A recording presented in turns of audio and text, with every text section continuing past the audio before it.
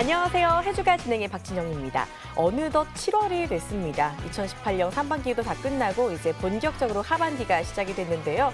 지난 상반기 여러분의 투자 성적이 좀 어떠셨는지 궁금합니다. 어떤 분은 만족스러우셨을 것 같기도 하고 어떤 분은 좀 아쉽다라고 느끼시는 분들도 계실 것 같은데요.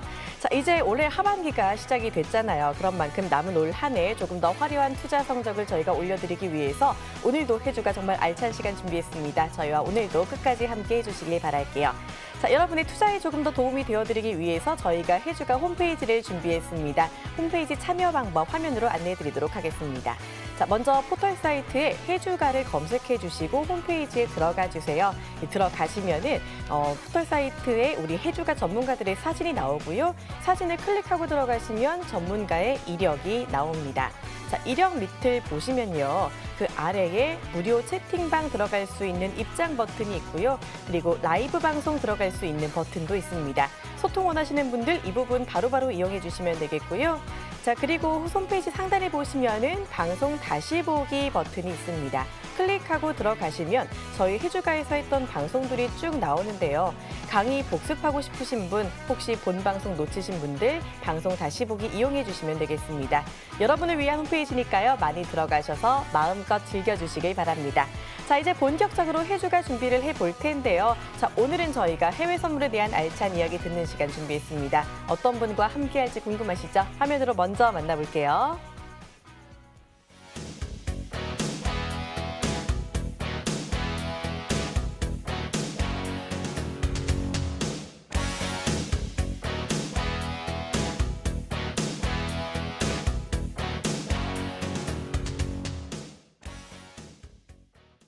네, 언제나 냉철한 눈으로 시장 잘 읽어주시는 분입니다. 지금 이 시간 스튜디오에 여의도 변프로 전문가와 함께합니다. 어서 오세요. 네, 안녕하세요. 네, 반갑습니다.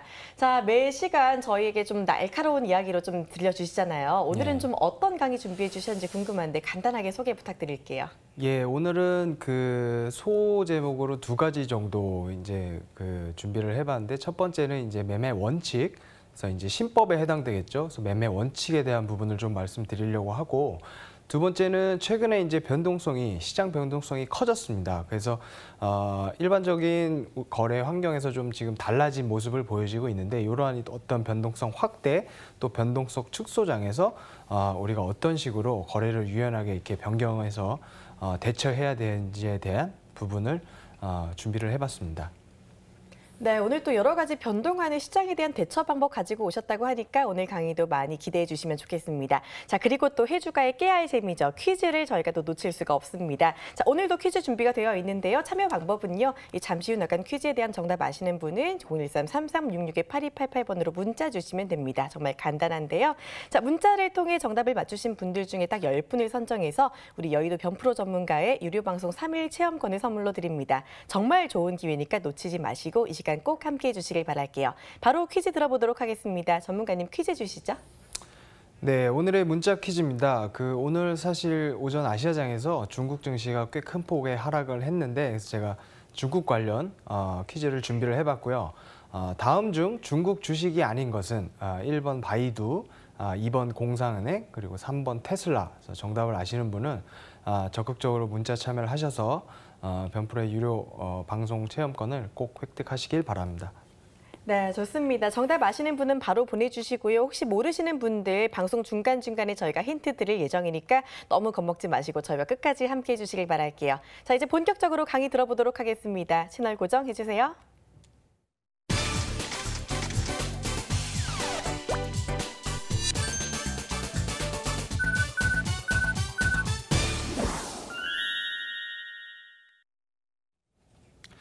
예, 그럼 오늘 변프로의 실전 트레이딩 이제 3강이 되겠는데 본격적으로 한번 시작을 해보도록 하겠습니다.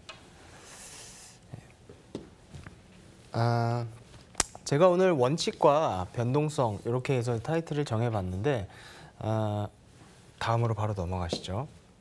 자, 일단 매매 원칙에 대해서 제가 오늘 좀 말씀을 드리려고 해요. 매매 원칙하고 매매 기법은 다르죠, 여러분.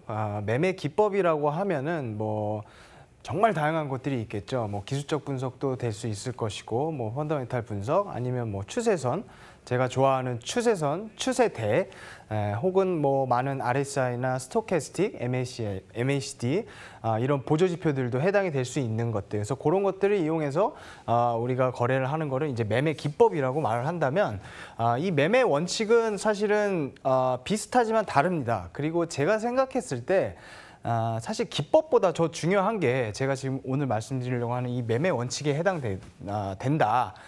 그렇게 좀 말씀을 드리고 싶고, 기법과는 다른 영역이다. 그리고 자신이 그 해외 선물 거래를 모든 투자를 하시는 분들은 자신이 어떤 투자 활동을 함에 있어서 제일 취약한 부분을 본인이 사실 가장 잘 아실 거예요. 그래서 대부분의 이제 그 개인 투자자분들이나 많은 투자 활동을 하시는 분들이 특히 이제 해외 선물 투자자분들 같은 경우는 손절을 많이 못 하시죠. 그리고 수량 조절을 좀 실패를 하시고 레버리지 관리 좀 약하시고, 그래서 자신이 어떤 취약한 부분들을 본인이 가장 잘 알고 있는 자신의 취약점을 보완할 수 있는 매매 원칙을 한 가지에서 많게는 뭐 5가지, 그래서 매매 원칙을 세우셔서 그것을 뭐 하늘이 두 쪽 나도, 제가 여기다 이제 하늘이 두 쪽 나도 지켜라 이렇게 해놨는데, 하늘이 두 쪽 나도 지키는 겁니다. 그래서 그러한 것들이 어떻게 보면 계좌를 지켜주는 안전벨트, 그 마진이 될 수 있기 때문에 특히 해외 선물 거래하시는 분들은 상당히 중요한 부분이다. 그래서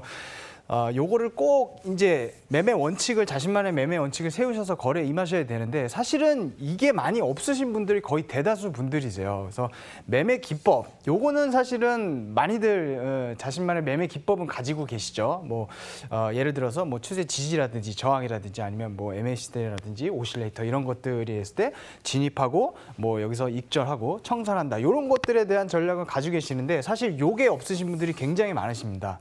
근데 이제 제가 생각했을 때는 앞서 말씀드린 대로 이 매매 원칙이라는 게 더 중요하다고 보고, 결국 시간이 지나서 뭐 3년, 5년 이렇게 해외 선물 거래를 해보시다 보면 결국 나중에는 이 매매 원칙이라든지 어떤 요런 신법 부분, 요런 부분에서 그 투자의 성패가 갈리는 그런 경우가 굉장히 많습니다. 그래서 이게 이제 없으셨던 분들은 오늘 그 요 강의를 들으시고 꼭 자신만의 매매 원칙을 세우시길 바라고, 제가 가지고 있는 매매 원칙이 있어요. 저는 이제 그 기관에서 그 거래를 하기 때문에 매매 원칙은 필수적으로 제가 가지고 이제 거래에 임하고 있는데, 상당히 오래됐습니다. 제가 저만의 매매 원칙을 세우고 지켜온 지 상당히 오래됐고, 사실은 다른 건 몰라도 제가 요 부분만큼은 항상 첫 번째로 지키려고 그 노력도 많이 하고 생각을 많이 합니다. 그래서 어떤 이러한 부분들을 제가 지금까지 잘 지켰던 부분이 아직까지 시장에 남아서 거래를 할 수 있는 원동력이 되지 않았나 그렇게 싶은데, 그래서 제 케이스를 예를 들어서 설명을 드려볼까 해요. 그래서 변프로의 원칙에서 제가 예시를 드렸는데, 저는 크게 한 5가지 정도의 매매 원칙을 가지고 있습니다. 그래서 요거를 무슨 일이 있어도 지키려고 노력을 하고, 사실은 언제 어겼는지 기억이 나지 않을 정도로 저는 착실히 잘 지키고 있어요. 그래서 하나씩 좀 살펴보면, 자, 1일 손실 한도가 저는 3,000불입니다. 이게 뭐냐면, 제가 이제 하루에 이제 거래를 해서 제가 이제 운영하는 계좌가 크게 이제 그 데이 트레이딩 계좌가 있고, 또 이제 수익 매매하는 계좌 크게 2가지가 있는데, 특히 이제 데이 트레이딩 계좌 같은 경우는 제가 1일 손실 한도가 3,000불. 요거는 이제 말 그대로 제가 오늘 아침 뭐 8시부터 다음 날 새벽 5시까지 거래를 함에 있어서 손실이 3,000불 이상이 나면 거기서 매매를 중단합니다. 이게 제 매매 1일 손실 한도예요.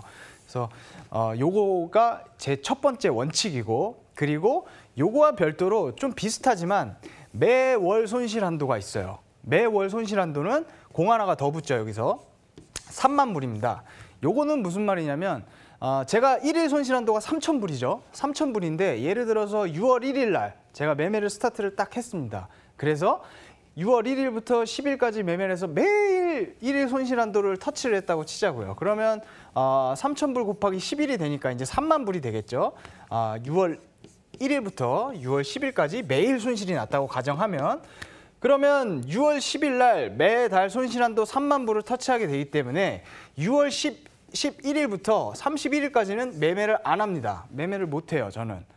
왜냐? 매월 손실한도 3만 불을 이미 채웠기 때문에. 그래서 저는 다음 매매를 6월달 남은 11일부터 31일까지는 못하고 7월 1일부터 다시 매매를 할 수 있는 겁니다. 그래서 1일 손실한도가 있고 그거보다 좀 더 큰 개념의 매달 달 손실, 매월 손실한도 3만 불이 있다. 그래서 요게 이제 첫 번째, 두 번째 제 매매 그 원칙이 되겠죠.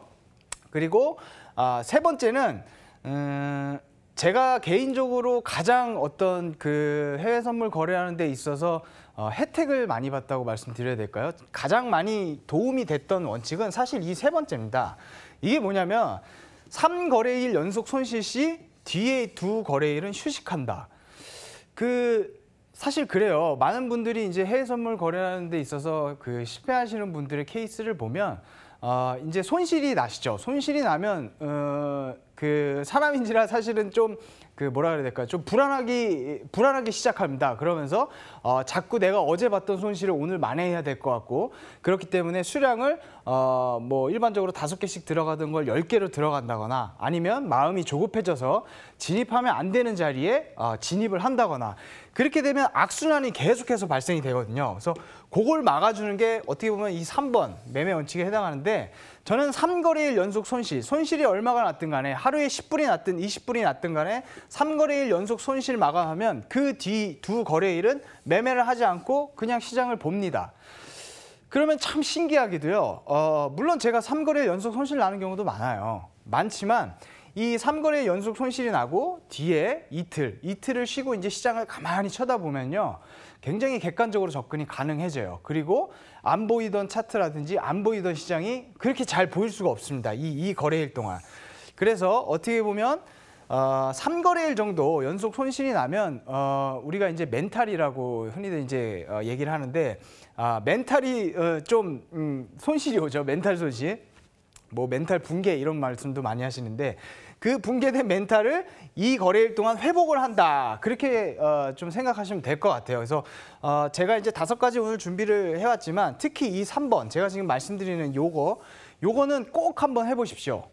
물론 뭐 2거래일이 돼도 좋고 뭐 5거래일이 좋고, 그거는 개인마다 본인이 이제 원칙을 세우시면 되는 거고, 어쨌든 그 요지는 이틀이 됐든 3일이 됐든 내가 연속 손실을 봤다면 매매를 잠시 휴식하고, 이틀이 됐든 하루가 됐든 그 뒤에 휴식하고 가만히 시장을 한번 봐라. 그러면 내가 안 보이던 것들, 그리고 어떤 매매 거래를 함에 있어서 좀 부족했던 부분들이 이렇게 2거래일 휴식함으로 있어서 나타나게 되고, 내가 그걸 캐치하고, 그래서 요걸 거치고 다시 매매에 임하게 된다면 굉장히 다시 좋은 수익률을 보실 수 있을 것이다. 그런 말씀 좀 드리고 싶고, 그리고 이 4번도 굉장히 많은 도움이 되는데요. 제가 1일 손실 한도가 3,000불이죠.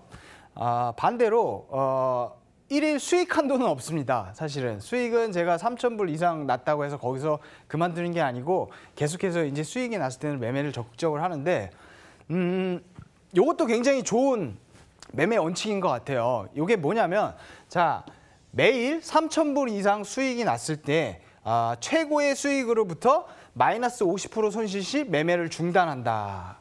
이게 뭐냐면, 예를 들어서 제가 이제 아침 9시부터 뭐 밤 9시까지 이제 데이 트레이딩 계좌를 매매를 했다 손 치고, 그러면 이 기간 동안에 뭐 오전에 뭐 니케이라든지 아니면 유로라든지 매매를 해서 3,000불 수익이 났어요. 3,000불 수익이 났으면 여기서부터는 뭐 계속해서 4,000불, 5,000불 나면 상관없지만 3,000불 최고 장중 수익을 찍고, 그 다음에 계속 제가 거래를 하다가 이 3,000불로부터 50%가 손실이 나는 시점, 그러면 1,500불이 되겠죠. 1,500불이 되면 여기서 저는 매매를 하지 않고 1,500불 수익으로 그 하루 매매를 마감을 합니다. 요것도 왜 그러냐면, 제가 이제 올해 거래를 해오다 보니까 이런 경우가 많아요. 특히 이제 하루를 23시간으로 봤을 때 앞단에 한 10시간 정도를 매매를 열심히 잘 해서 수익이 많이 났어요. 그래서 이제 장중 최고 수익이 예를 들어서 뭐 3,000불 아니면 4,000불, 5,000불이 났다가 그 뒤에 욕심이 나서 계속 하다가 보면은 손실이 날 수도 있겠죠. 그러면 손실 나면 그 당일에 찍었던 제 최고 수익이 계속 내리에 남기 때문에 손실이 났다고 생각을 해서 무리하게 거래를 하는 경우가 상당히 많습니다. 그래서 그걸 막아주기 위한 매매 원칙이 이 4번에 해당되고 그렇게 본다면 요건 굉장히 좀 합리적인 원칙이 될 수 있겠죠. 그래서 여러분들도 오늘 내가 매매를 데이 트레이딩 특히 하시는 분들은 초반에 수익이 많이 났다고 하면 그 최고 수익으로부터 그 뒤에 매매했을 때 50% 정도 혹은 뭐 30% 최소한 뭐 70% 정도 다시 반감이 됐다면 거기서는 중단하시고 오늘 하루 그만큼의 수익으로 마감을 하시는 것도 굉장히 좋은 전략이다. 그게 이제 4번에 해당하는 매매 원칙이 되겠고요. 자, 마지막으로 5번 같은 경우는 스캐핑 3번 연속 손실 시 스캐핑 매매 중단. 이제 저는 데이 트레이딩 같은 경우 특히 나스닥이나 이런 것들을 장중에 이제 스캐핑 매매도 이제 간혹 하게 되는데 스캐핑 매매가 처음 딱 들어가서 3번 연속 손실이 나면 그날은 그 전략은 하지 않습니다. 그날은 그 어떤 제가 가지고 있는 스캐핑 전략이라든지 단타 전략 혹은 장중 전략이 맞지 않는 장중 흐름이 가능성이 굉장히 크기 때문에 여기서 3번 연속 손실이 났을 때는 그 뒤에 무리하지 않고 이 전략은 그날 하지 않습니다. 이게 이제 저의 다섯 번째 이제 원칙이 되겠고. 그래서 이제 제가 1번부터 5번까지 대표적인 제 매매 원칙을 이제 소개를 해드렸는데 다시 한번 정리를 해드리면 자 1일 손실 한도가 있었죠. 그 다음에 매월 달 손실 한도가 있었고 그 다음에는 3거래일 연속 손실 시에는 잠시 매매를 쉬고 가만히 시장을 지켜보자. 그래서 3거래일 연속 손실 시 그 뒤에 이 거래일은 무조건 쉰다. 매매를 쉰다. 중단하고 시장을 가만히 본다. 그게 세 번째고 네 번째는 그 어떤 장중의 최고 수익치로부터 다시 거기서부터 50% 이상 손실이 나면 예를 들면 뭐 장중에 3,000불 수익이 났다가 다시 이거의 50% 수준인 1,500불 수준으로 손실이 났다면 여기서는 그냥 1,500불 수익에 만족하고 그날 매매를 중단해서 1,500불이라는 어떤 수익을 확보를 하고 다음 날로 넘어가자. 그게 이제 4번 원칙이었고 다섯 번째는 뭐 장중 전략 3번 연속 실패 시 그날 시장 흐름은 맞지 않기 때문에 과감하게 버리고 매매를 중단하자. 그래서 크게 이제 제가 가지고 있는 매매 원칙이 이제 5가지 정도가 되는데 여러분들도 어떤 본인만의 이런 매매 원칙을 꼭 세우셔서 이거를 거래함에 있어서 무엇보다 중요하게 여기시고 꼭 지켜나가시면 계좌가 크게 손실이 크게 입거나 그런 그 어떤 최악의 발생은 막을 수 있지 않나 그렇게 좀 말씀을 드리고 싶고 그래서 매매 원칙이 상당히 중요하다. 그래서 그거를 말씀을 드렸고 자, 두 번째는 시장 변동성 대처법입니다. 이거는 제가 왜 준비를 했냐면 사실 요새 그 시장 변동성이 굉장히 크죠. 뭐 미국, 중국 그리고 서방 국가들 간의 뭐 무역 전쟁 이슈로 인해서 시장 변동성이 굉장히 큰데 그 이런 거죠.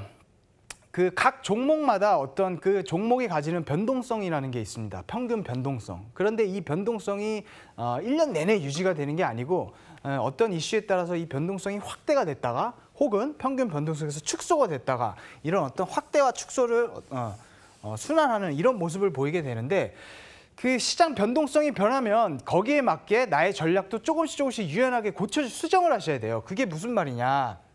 자, 종목 변동성은 일단 시장의 큰 변동성에 연동을 한다. 그리고 해외 선물 거래 시 시장 변동성을 반드시 고려해야 된다. 그리고 대표적인 변동성 지표는 뭐가 있죠? 빅스가 있죠. 볼리티티 인덱스라고 요거는 이제 뭐 시장 참가자들의 공포 지수라고 하는데 요거를 참조하시면 될 것 같고 그리고 마지막에 요게 핵심입니다. 변동성 확대 및 축소에 따라 손절 및 수량을 조절을 해라.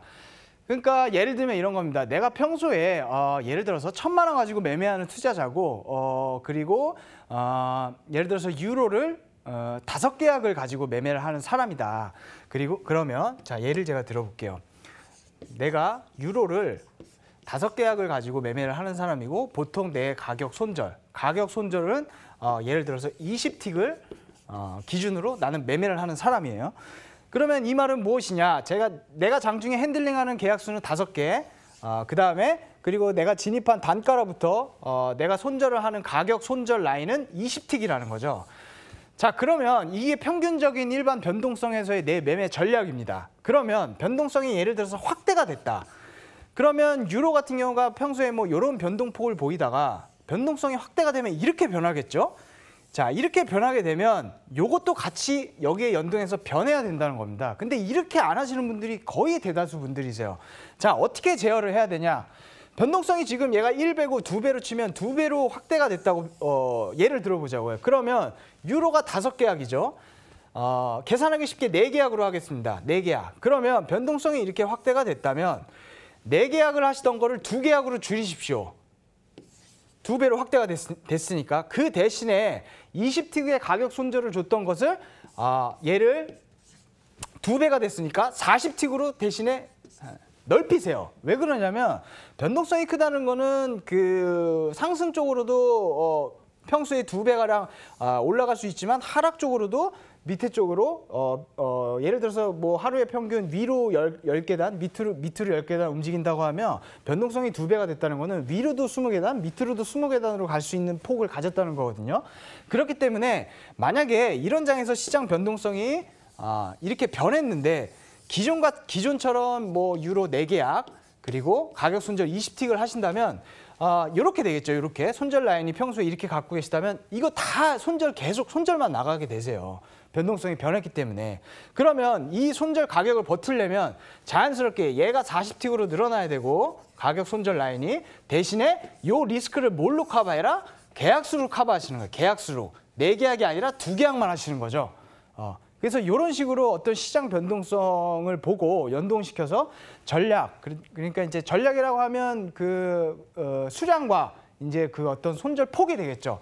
요거를 유연하게 대처하셔야만이 어떤 평균 변동성에서의 나의 매매 전략을 그대로 변동성이 확대돼도 적용시켜서 하실 수 있다. 그 말씀을 제가 드리는 거고요. 차트로 보시면 이런 겁니다. 사실 이 노란 박스 구간은 일봉인데요. 나스닥 일봉인데 봉들이 사실 되게 작죠. 얘를 평균 변동성으로 기준을 삼는다면 이 빨간 박스를 보십시오. 봉이 상당히 큽니다. 위든 아래든 이쪽에 비교했을 때. 그러면 시장 변동성이 저변동성을 향해서 지금 변동성 확대가 된 모습이죠.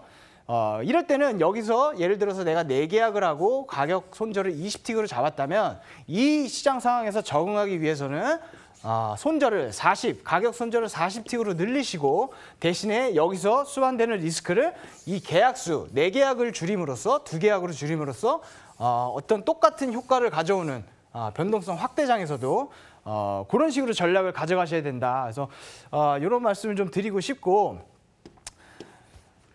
사실 이 부분은 많은 분들이 좀 놓치고 계시는 분들이 굉장히 많은 것 같은데 제가 앞서 말씀드렸던 매매 원칙과 함께 어떤 최근의 변동성 그러니까 이게 지금 제가 예를 들어서 변동성 확대장을 예를 들어서 설명을 드렸습니다만 변동성이 축소가 되는 것도 마찬가지로 적용하시면 되겠죠. 그러면 어떻게 해야 되죠? 평소에 내가 2계약 그리고 손절을 뭐 20틱으로 잡았다고 하면 변동성이 축소된다고 하면 얘를 4계약으로 늘리고 얘를 반으로 줄이면 되겠죠. 그래서 시장의 변동성이 평균 변동성에서 확대했을 때 혹은 축소됐을 때 어떤 계약수와 가격 손절 폭을 유연하게 거기에 연동시켜서 적용을 하셔서 매매하시는 것이 상당히 좋다. 그래서 그런 말씀을 좀 드리고 싶고 자, 오늘 그래서 강의는 앞선 매매 원칙에 대한 부분 그리고 이제 뒤에 시장 변동성에 연동해서 어떤 식으로 내 전략을 유연하게 바꿔나가야 되는지에 대해서 설명을 드렸는데 뭐 그렇게 어려운 내용은 아니었기 때문에 많은 분들이 이해하셨을 거라 생각이 들고요. 다음 주 실전 트레이딩 4강으로 또 이어가도록 하겠습니다. 오늘 강의는 여기서 마치도록 할게요. 네, 나만의 원칙을 세우고 꼭 그걸 지켜라 이런 기본적인 강의부터 매일 움직이는 시장 변동에 대처하는 방법까지 아주 깔끔하게 설명을 잘해 주셨습니다. 잘 들어봤고요. 자, 이 시간 저희와 함께 하시면 재미있게 그냥 TV만 보고도 이 투자의 달인이 될 수 있으니까 앞으로도 이 시간 좀 더 많이 기대해 주시길 바랄게요.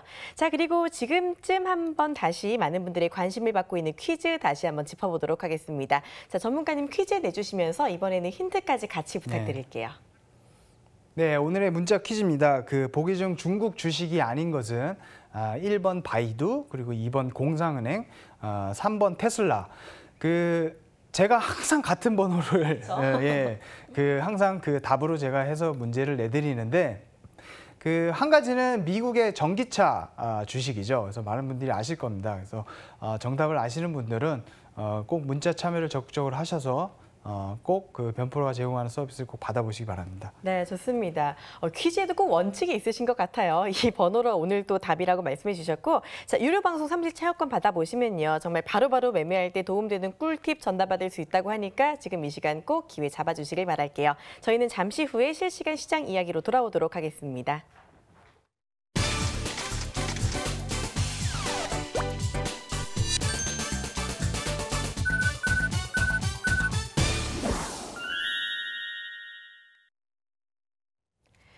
네, 이번에는 해외 선물 시황 이야기 나눠보도록 하겠습니다. 이 시장 영향 주는 이슈를 확인하면 확실히 매매에 도움이 많이 되는데요. 자, 누구보다 시황 얘기 잘 해주시는 변프로 전문가와 함께 이야기 나눠보도록 하겠습니다. 자, 전문가님 먼저 이번 주 일정부터 쭉 훑어봐야 될 것 같은데 이번 주에 미국의 독립기념일이 껴있기도 하죠. 네, 이벤트 맞습니다. 한번 쭉 짚어주시죠. 예, 오늘 월요일이고 우리가 월요일에는 기본적으로 어떤 한 주의 경제 지표를 짚어보면서 일정들을 짚어보면서 그 한 주의 큰 전략을 한번 세워보는 게 상당히 중요한데요. 맞아요.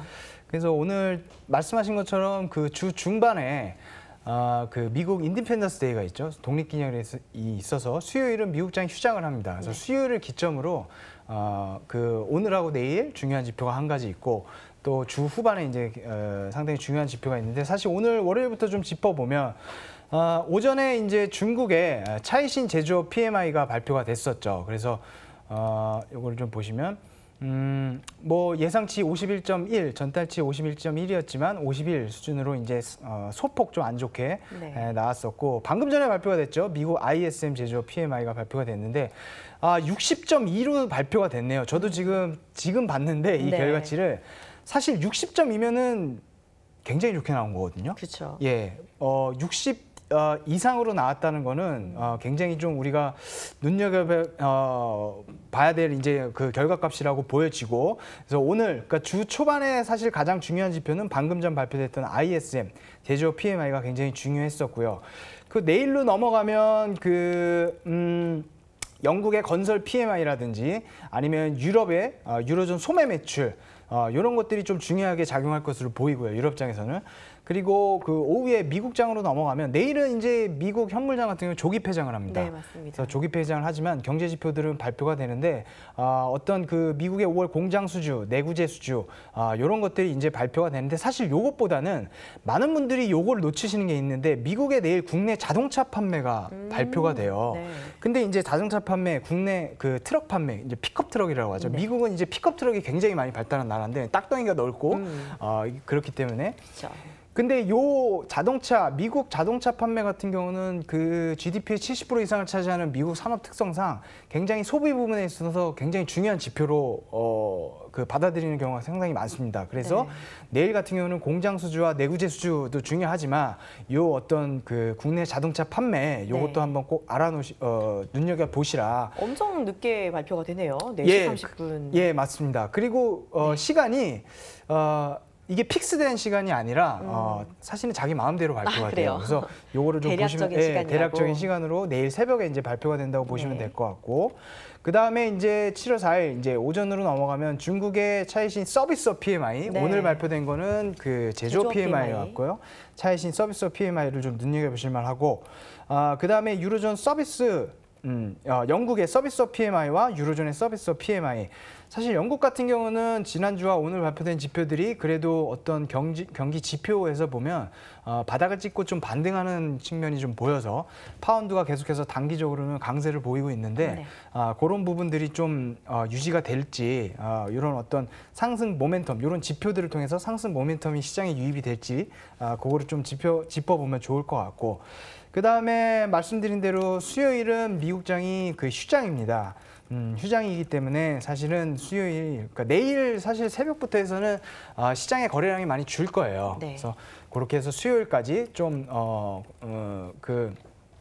그 지지부진한 흐름을 보일 것으로 보이고 목요일 날 이제 ADP 비농업 부분 고용자 수 민간 부분 발표가 되고 그거와 동시에 이제 주간 지표죠. 실업수당 청구 건수 그리고 ISM 비제조 PMI 이런 것들이 이제 발표가 되는데 사실은 이번 주는 지금 오늘 같은 경우도 변동성이 좀 확대가 됐지만 주 후반이 더 크게 크게 움직일 걸로 보고 있어요. 그래서 그 스타트를 끊는 게 목요일 날 발표되는 민간 고용 부분 발표 그리고 서비스업 PMI, ISM 비제조업 PMI 이런 것들로 이제 다시 주 후반의 변동성이 커질 것 같고 네. 사실은 이번 주 금요일이 빅데이죠. 그쵸, 금요일이 맞습니다. 빅데이인데 많은 이벤트가 겹쳐 있죠. 예, 목요일 날 새벽부터 FOMC 회의록이 발표가 됩니다. 네. 새벽 3시에 회의록이 발표가 되는데 FOMC 이번 회의록 같은 경우는 사실 지난번 FOMC 회의에서 사실 연내 4회 금리 인상에 대한 부분은 어느 정도 시장에서는 이제 고착화가 됐고 시장 네. 참가자들이 이제 다 받아들이는 분위기에서 그 외에 어떤 연준 이사들이나 12개의 연방준비은행 총재들이 현재 미국의 경기 판단을 어떻게 하고 있는지 그리고 어떤 6월달 이후 하반기에 그 점도표라든지 어떤 이런 금리 정책에 있던 스탠스는 어떻게 취하고 있는지 그런 것들을 엿볼 수 있는 회의록이 발표가 되기 때문에 네. 이것도 상당히 중요하고 그 다음에 말씀드린 대로 그 금요일 날로 넘어가면 미국의 그 논판 페이럴 그러니까 네. 비농업 부분 고용자 수가 발표가 되죠. 고용 지표가 발표가 되면서 여기 보시면 이제 비농업 부분 고용자 수 변동 이번에는 이전치가 22만 3천이었고 이번에는 20만 예상이에요. 네. 그래서 어떤 이 20만이라고 하는 상징적인 요 숫자를 상회할 것이냐 하회할 네. 것이냐 그런 것들을 좀 눈여겨보면 좋을 것 같고 실업률 같은 경우는 3.8로 예상을 했습니다. 올해 지난번 FOMC에서 연준이 올해 그 실업률을 3.6으로 다운을 시켰죠. 네. 그래서 그런 부분들도 또 시장에서 충족을 시켜지는지 그런 거를 보시면 될 것 같고 자 여기에는 나와 있지 않지만 금요일은 사실 왜 제가 빅데이라고 하냐면 미국에서 이제 대중국 500억 불에 달하는 고관세 정책에 발효시킨다고 했던 것이 이제 데드라인이 7월 6일이에요. 맞아요. 그래서 7월 6일은 500억 불에서 360억 불에 달하는 품목에 대해서 발효가 되는 시점이 7월 6일이기 때문에 그 7월 6일 날 그 전에 어떤 중국과 미국의 어떤 협상이 어느 정도 타결이 된다면 모르겠지만 금요일까지 진전이 없게 되면 금요일 날부터 이제 발효가 되기 때문에 사실은 개인적인 생각은 고용 지표도 고용 지표지만 이 부분이 더 시장에서 민감하게 시장에 좀 반응하지 않을까. 그렇게 좀 예측을 하고 있어서 좀 정리를 해드리면 이번 주는 수요일 미국의 독립기념일을 기점으로 해서 오늘 그리고 내일 오전째까지 변동성이 커질 것이고 그다음에 목요일 밤 FOMC 회의록 특히 그 부분을 스타트로 해서 금요일 고용지표와 그리고 대중국 무역전쟁에 대한 이슈까지 상당히 중요한 한 주가 되지 않을까 그렇게 보여집니다. 네, 정말 중요한 지표가 많이 준비가 되고 있습니다. 상품마다 이 지표가 영향을 많이 주니까 이번 주 말씀해 주신 이 지표도 잘 챙겨 주시길 바랄게요. 자, 말씀해 주신 대로 6일에 좀 여러 가지 이벤트가 있는데 그 여러 가지 지표 중에 FOMC 의사로 미국 고용 지표 이런 것들이 발표가 되잖아요. 이런 것들이 잘 나타나면은 결과적으로 금리 인상 가능성이 더 커진다고 볼 수가 있는 건데 이렇게 좀 지표가 괜찮게 나오고 미국의 금리 인상 가능성이 조금 더 커진다면은 시장에는 좀 어떤 영향을 미칠까요?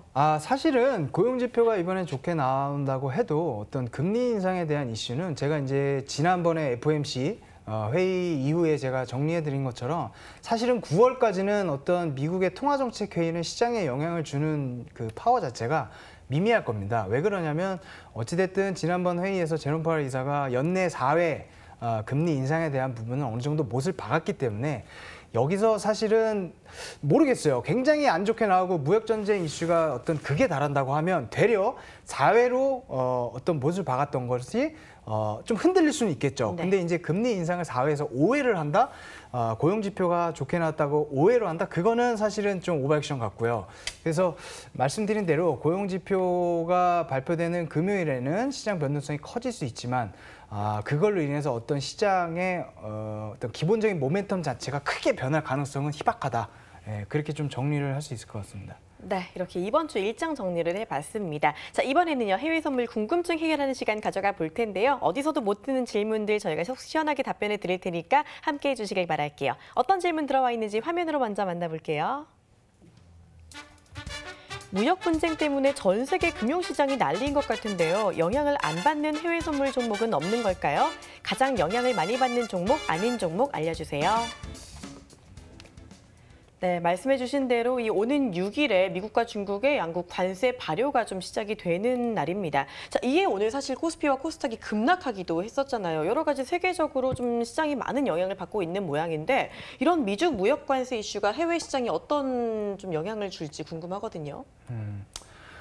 일단은 뭐 간단하게 설명을 해드리면 사실은 지금은 그 트럼프 대통령이 대중국 그 무역 관세, 고관세 정책을 이제 어떻게 보면 선전포고를 한 네. 지금 상황이고 금요일이 이제 그게 데드라인이 되는데 사실은 그 미국 쪽에서 그렇게 나왔을 때 중국 쪽에서 바로 그 중국 상무부에서 발표를 했죠.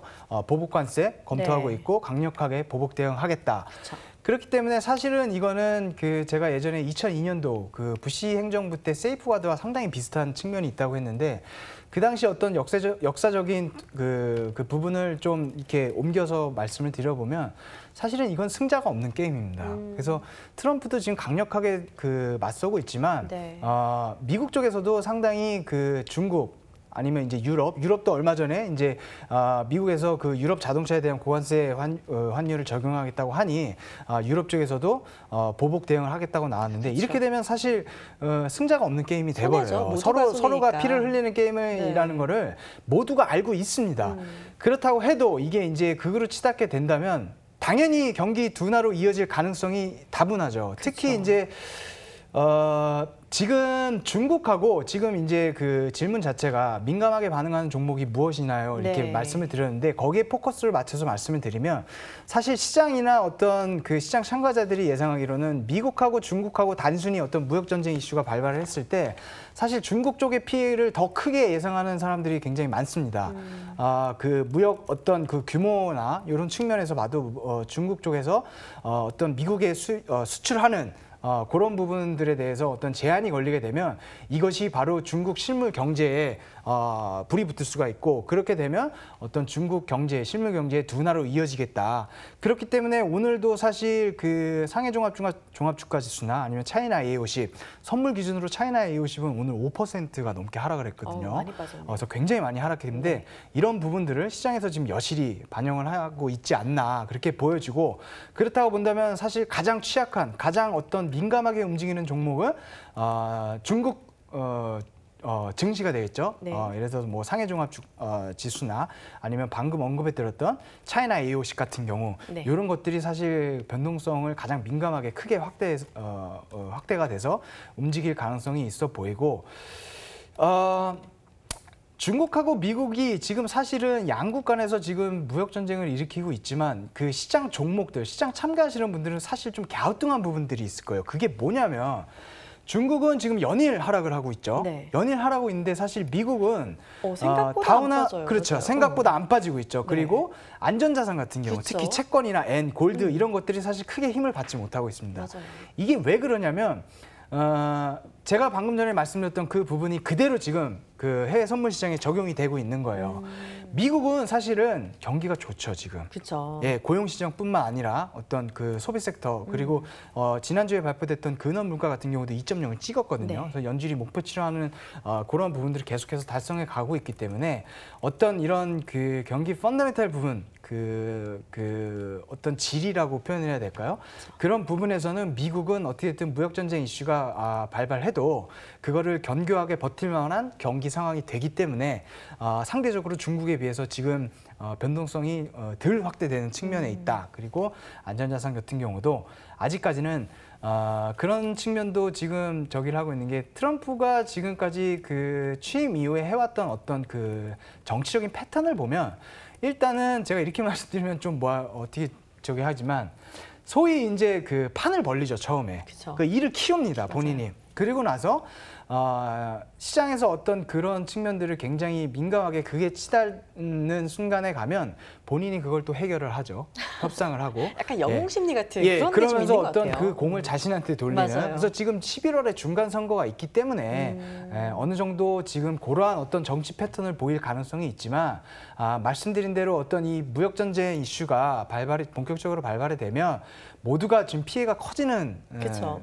상황이기 때문에 트럼프도 그런 선까지는 치고 가지는 않을 것이다. 그래서 그런 부분들을 현재 안전자산들이 좀 미리 선반영하고 있는 것이 아닌가. 그렇게 좀 정리를 하면 될 것 같아요. 네, 좋습니다. 많은 분들이 정말 많이 궁금하셨을 것 같은데 정리를 아주 잘해 주셨죠. 일단은 중국 지수가 가장 민감하게 반응을 하고 있는 것 참고해 주시면 좋겠습니다. 다음 질문도 바로 받아볼게요. 방송을 통해서 해외 선물을 열심히 공부하고 있는 시청자입니다. 해외 선물을 분석해 주실 때 보면 틱봉이라는 게 있던데 꼭 봐야 할 차트인가요? 해외 선물 차트 보는 법 조언 좀 해주세요. 그렇죠. 틱봉과 일봉, 분봉 여러 가지를 보고 움직이시는데 이 틱봉 어떻게 활용하는 게 좋을까요? 예, 그 많은 분들이 사실 저한테도 처음에 해외 선물 거래 접하시는 분들, 특히 이제 기술적 분석을 처음에 접하시는 분들이 저한테 많이 하시는 질문 중에 하나인데 그 분봉을 뭐를 봐야 되나요? 혹은 뭐 틱봉은 몇 틱봉을 봐야 되나요? 하시는데 사실 기준은 없습니다. 답은 없고요. 본인한테 맞는 그 봉을 선택하셔서 그거를 보시면 돼요. 저 같은 경우는 틱봉을 보지 않아요. 예, 물론 뭐 예전에는 80틱봉이나 120틱봉 이런 것들도 봤습니다만 저는 주로 단봉은 1분봉이나 5분봉을 참고를 하고 장기봉은 60분봉 이상, 120분봉, 180분봉까지 참고를 하기 때문에 정답은 없다. 그래서 본인이 틱봉, 분봉 처음에 거래하실 때는 여러 봉들을 켜놓고 어떤 자기만의 전략을 도출해내시고 그에 맞는 전략을 본인이 맞는 봉을 선정을 하셔서 그걸로 이제 전략을 계속해서 디벨롭을 하시면 되는 거기 때문에 사실은 뭐 틱봉이 중요하다, 이걸 꼭 봐야 된다, 분봉을 꼭 봐야 된다 이런 어떤 정답은 없다. 그렇게 좀 말씀드리고 싶네요. 네, 뭘 꼭 써야 한다라는 정답은 없으니까 내가 어떤 봉 차트에 좀 더 잘 맞는지를 찾아보시는 게 좋겠습니다. 참고해 주시고요. 자, 조금 더 궁금한 게 많다. 직접 우리 변프로 트레이더의 얘기를 좀 더 들어봐야겠다 하시는 분은요. 오늘의 퀴즈 도전해 주시면 되겠습니다. 자, 퀴즈 내용 다시 한번 들어보고 힌트도 다시 한번 부탁드릴게요. 네, 오늘의 문자 퀴즈입니다. 보기 중 중국 주식이 아닌 것은 1번 바이두, 2번 공상은행, 그리고 3번 테슬라. 그래서 하나는 미국의 전기차 업체죠. 그 전기차 업체 그 회사의 대표가 이제 아이언맨의 모터가 됐기도 했는데, 예, 아무튼 정답을 아시는 분은 어렵지 않기 때문에 꼭 문자 참여하셔서 변프로가 제공하는 서비스를 꼭 받아보시기 바랍니다. 네, 유료 방송 들어가면요. 정말 많은 이야기 들을 수 있으니까요. 꼭 오셔서 참여해 주시길 바랍니다. 저희는 잠시 후에 돌아올게요.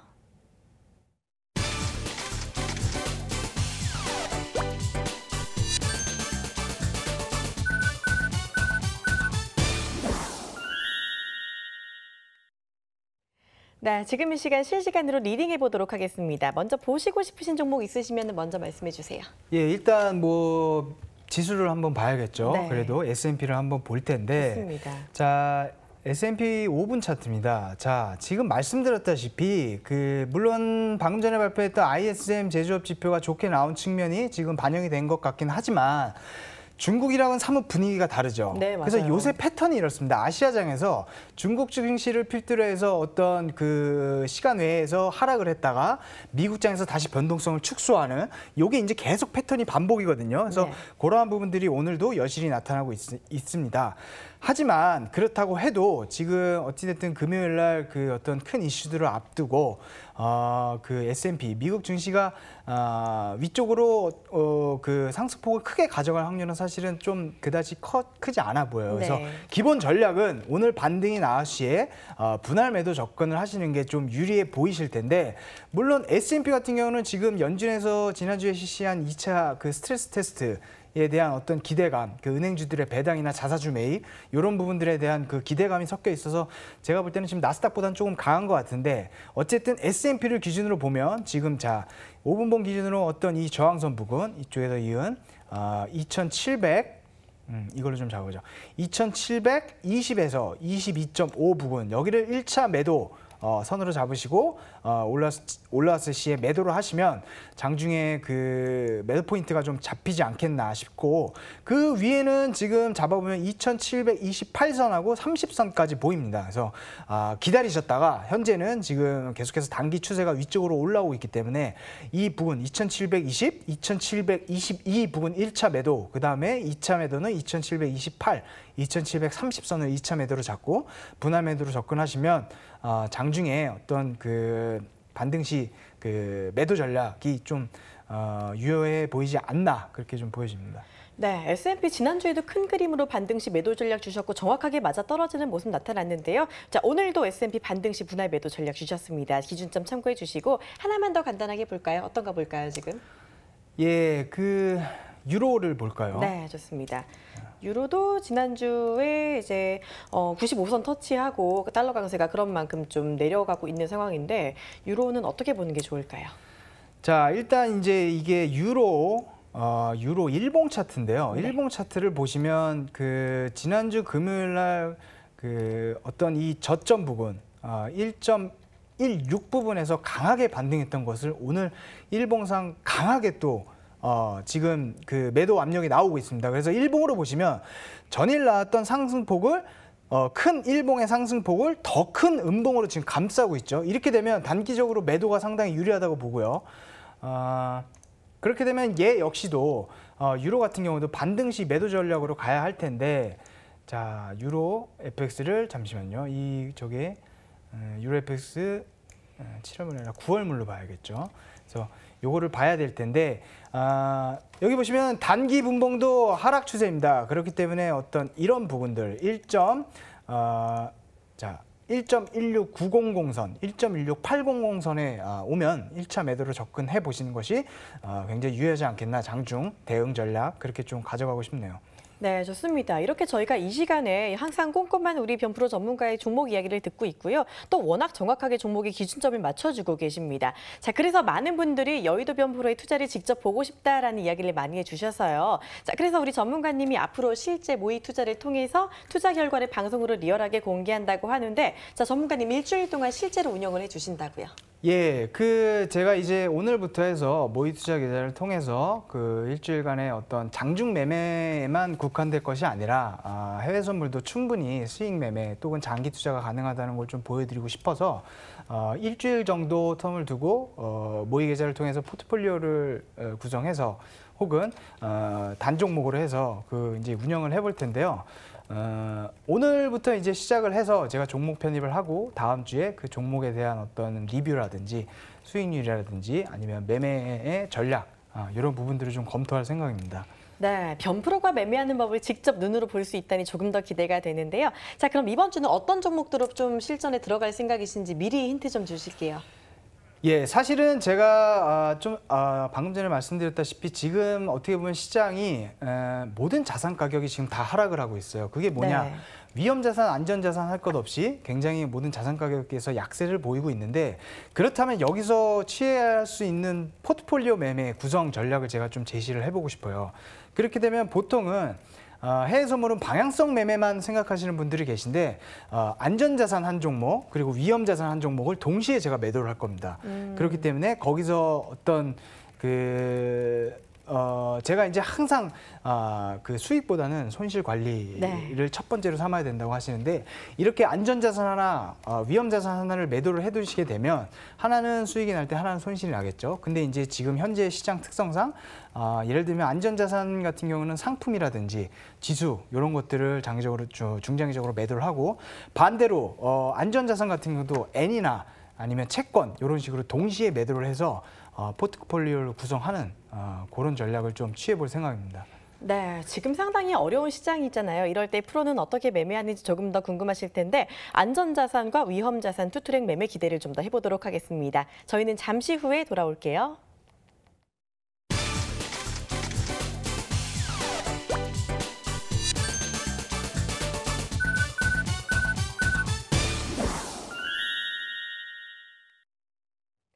네, 오늘 저희 해주가 퀴즈에도 정말 많은 분들이 참여를 해주셨다고 합니다. 이제는 직접 정답을 공개해 보도록 할게요. 정답 공개해 주시죠.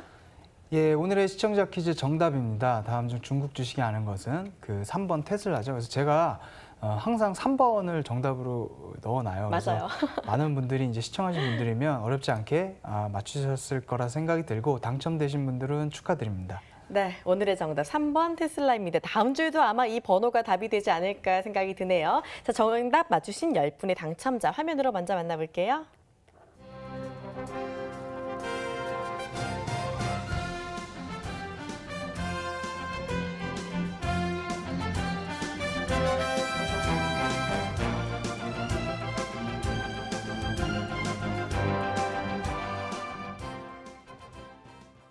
네, 10분 당첨자 축하드립니다. 자, 그리고 전문가와 직접 소통하고 싶으신 분들은요, 저희 홈페이지에 들어와 주시면 됩니다. 저희 해주가 시청자를 위한 공간 마련했는데요. 참여 방법 화면으로 안내해 드릴게요.